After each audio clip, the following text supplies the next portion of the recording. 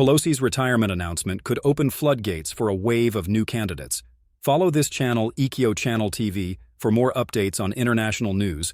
Former House Speaker Nancy Pelosi's decision not to seek re-election next year could open the floodgates on the race to replace her.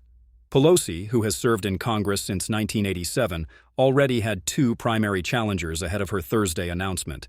Saikat Chakrabarti, a former chief of staff to U.S. Representative Alexandria Ocasio-Cortez, and Democratic California State Senator former House Speaker Nancy Pelosi's decision not to seek re-election next year could open the floodgates on the race to replace her.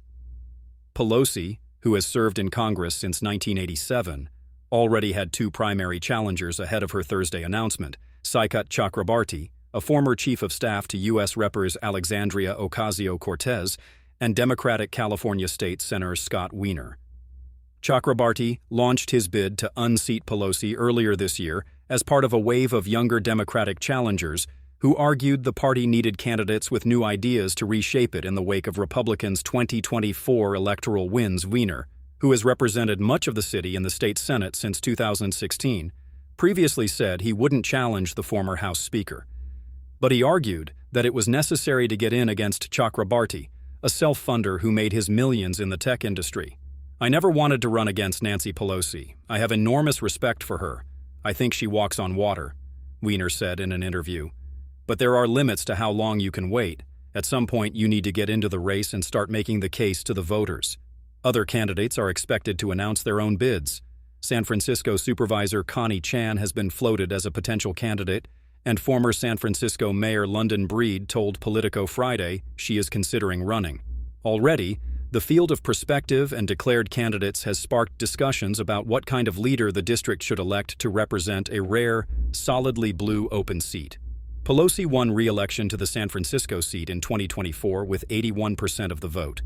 "We're really seeking authentic and courageous leadership for working families across the country, and San Francisco deserves no less," Jane Kim, the California director for the Working Families Party, told CNN. "It is a generational chance for a bold new voice in Congress for the city by the Bay, and we look forward to a robust endorsement process." Here's how the field is shaping up so far. A tech millionaire and progressive activist, Chakrabarti, launched his campaign to unseat Pelosi in February, arguing that while he respected what she had accomplished during her career, the Democratic Party needed new leaders who could meet the current moment. He helped kick off a wave of young challengers who argued the party needs to be completely overhauled. He praised Pelosi for deciding not to seek re-election. "I think it's a continuation of her leadership to actually step down from power," he said in an interview. "It's a very rare act of leadership in Washington, D.C."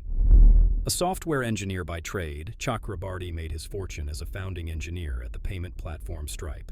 He went on to work on independent Vermont-centered Bernie Sanders' 2016 presidential campaign, helped found Justice Democrats, a progressive group that backs primary challenges against centrist Democratic incumbents, and managed Ocasio-Cortez's 2018 congressional campaign. As her chief of staff, he helped author the Green New Deal, the left's sweeping climate policy legislation.